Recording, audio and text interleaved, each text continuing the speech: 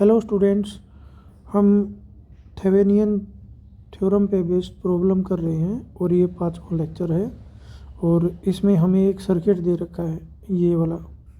तो यहाँ पर तो आपका एक करंट सोर्स है, ये वोल्टेज सोर्स है, ये 10 ओहम का रजिस्टर है, 5 ओहम का रजिस्टर है और 1 ओहम का रजिस्टर है।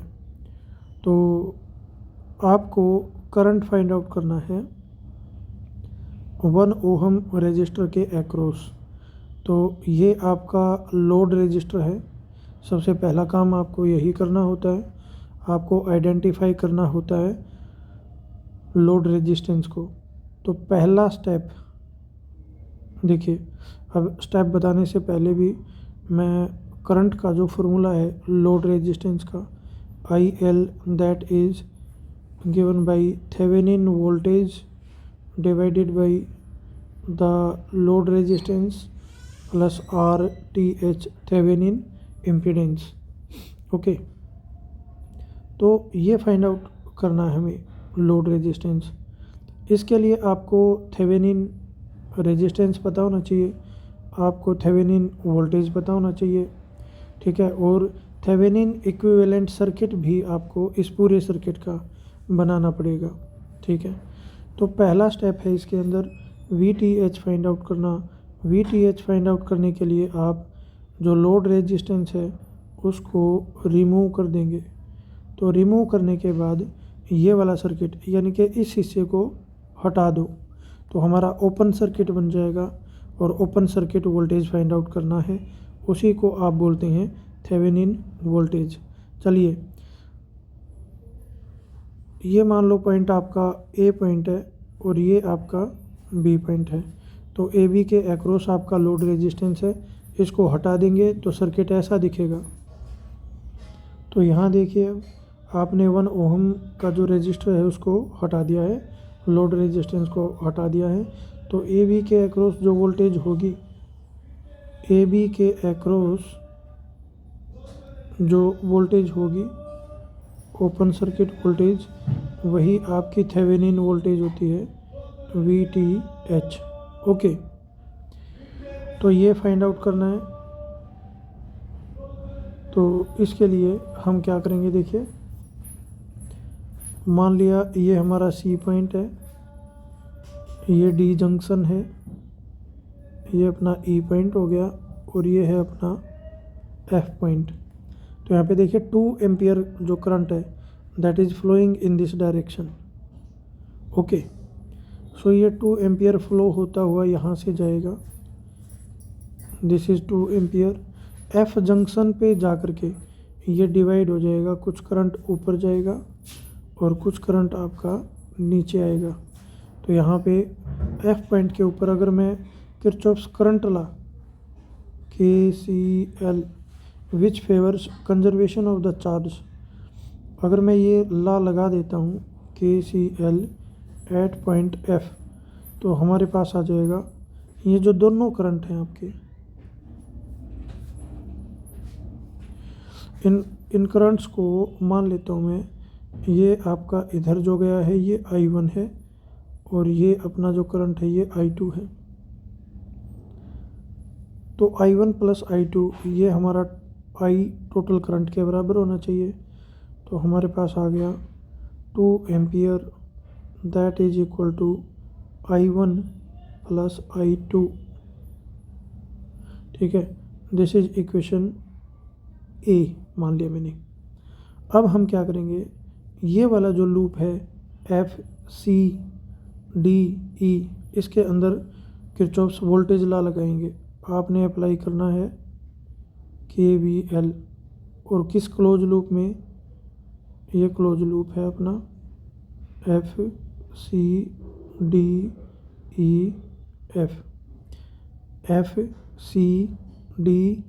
और फिर से F। तो यहाँ पर आप देखेंगे F to C जाएंगे तो करंट I1 फ्लो कर रहा है, कोई पोटेंशियल ड्रॉप नहीं होगा।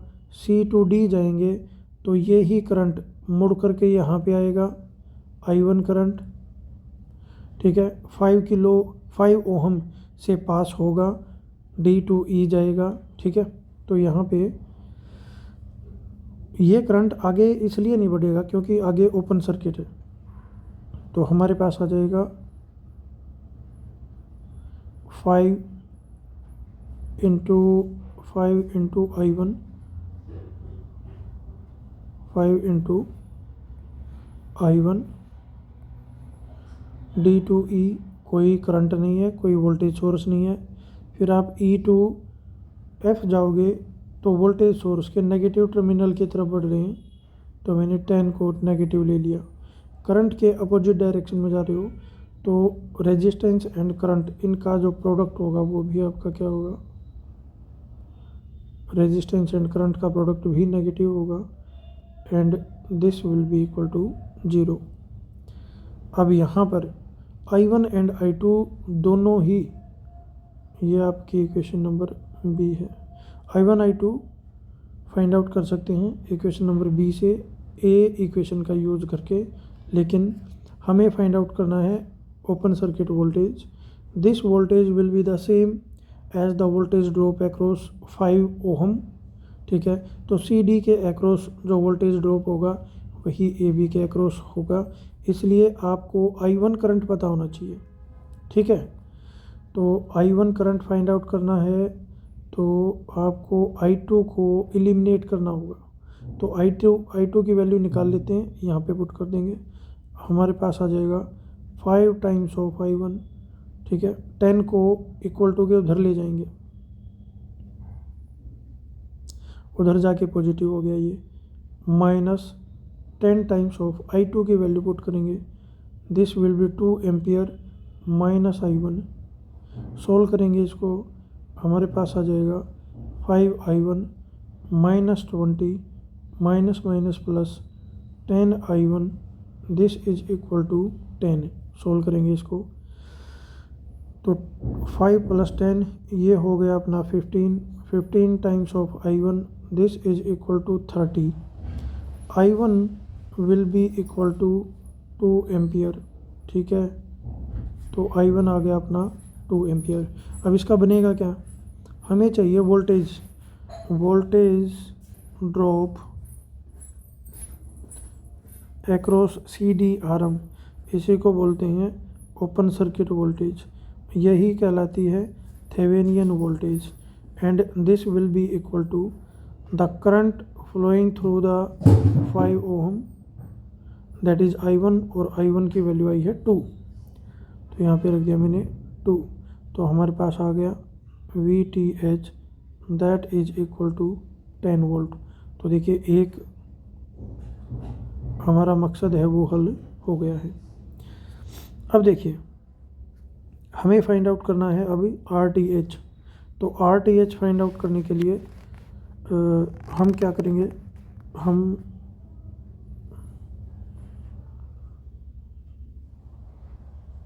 कैलकुलेशन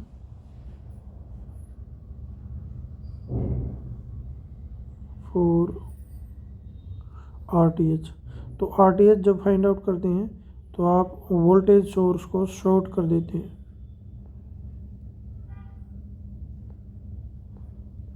वोल्टेज सोर्स को शॉर्ट कर देंगे। अगर उसका इंटरनल रेजिस्टेंस है तो उससे रिप्लेस कर देते हैं, और जो आपका करंट सोर्स है उसको क्या कर देंगे यहाँ पे, ओपन। तो ऐसा करने के बाद सर्किट कुछ इस टाइप का दिखेगा, मैं बनाता हूँ यहाँ पे। तो यहाँ पर आप देखेंगे मैंने जो करंट वाली आर्म है उसको ओपन कर दिया है, ये देखिए इसको ओपन कर दिया है, और वोल्टेज सोर्स को शॉर्ट कर दिया है। ठीक है, तो अब यहाँ पर देखेंगे वोल्टेज सोर्स शॉर्ट कर दिया,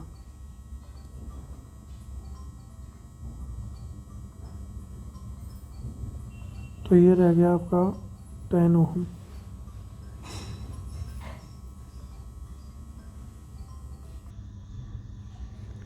तो यहाँ पर आपने करंट फाइंड आउट कर लिया है। तो इसका मतलब हुआ कि जो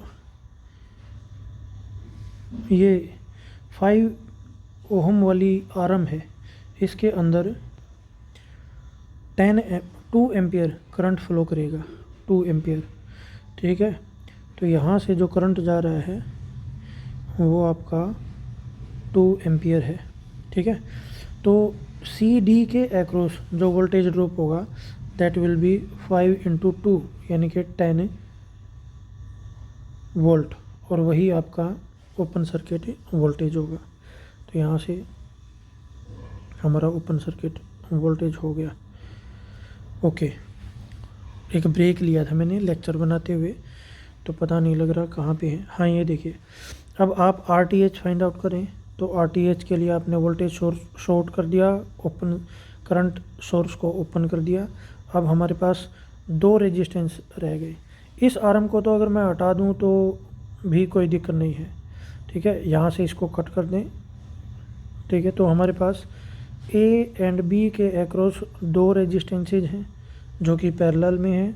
तो हमारे पास आ जाएगा RTH, this will B parallel combination of 10 ohm and 5 ohm. Okay, so this will be equal to 10 × 5 divided by 10 plus 5. It will be 10 5 जा 50, 10 plus 5 15, 5 से इसको डिवाइड कर दें, 10/3 आपका आंसर आ गया। So RTH this will be equal to 10/3 ohm लिखें, 3.33 ohm लिखें, मर्जी आपकी। ठीक है, तो जो 2 इम्पोर्टेंट काम थे वो आपने कर लिए। अब आप थेवेनियन इक्विवेलेंट सर्किट बना सकते हैं। ठीक है, तो VTH आपका 10 वोल्ट है और आपका RTH है वो 10/3 है। तो यहाँ पर C पॉइंट की तरफ बढ़ते हैं हम, और अब आप यहाँ पे बनाएंगे Thevenin equivalent circuit. This is given by, यहाँ पर आप लगाएंगे RTH, इसके सीरीज में होगा आपका लोड रेजिस्टेंस RL, और यहाँ पर होगा आपका थेवेनिन वोल्टेज VTH। RTH हमारा आया है 10/3 ओहम और VTH आया है अपना 10 वोल्ट। RL लोड रेजिस्टेंस ये था हमारा 1 ओहम, तो 1 ओहम को यहाँ पे लिख लेते हैं। अब आप फाइंड आउट कर सकते हैं लोड करंट, ये आपका D पॉइंट होता है थेवेनियन थ्योरम में। तो यहाँ पे लोड करंट फाइंड आउट करेंगे, IL से रिप्रेजेंट करते हैं। This is given by VTH and load resistance plus RTH। Values put करेंगे इसकी, तो हमारे पास आ जाएगा IL 10 volt divided by 1 plus 10/3, this is 10 × 3 divided by 10 + 3, so this is 30 divided by 13 and this much ampere. Okay, तो इसी में अगर आप एक पॉइंट, आपसे वैसे पूछा नहीं है फिर भी आप एक पॉइंट और आगे बढ़ाना चाहें तो आप VL भी फाइंड आउट कर सकते हैं। ठीक है, voltage drop across the load resistance, this is given by the product of current flowing through the load resistance into the load resistance itself. So this will be 30/13 into RL. RL is 1 ohm. Okay, so this will be 30/13 volt. So this is the end of lecture. Stay connected with me for more problems on Thevenin theorem.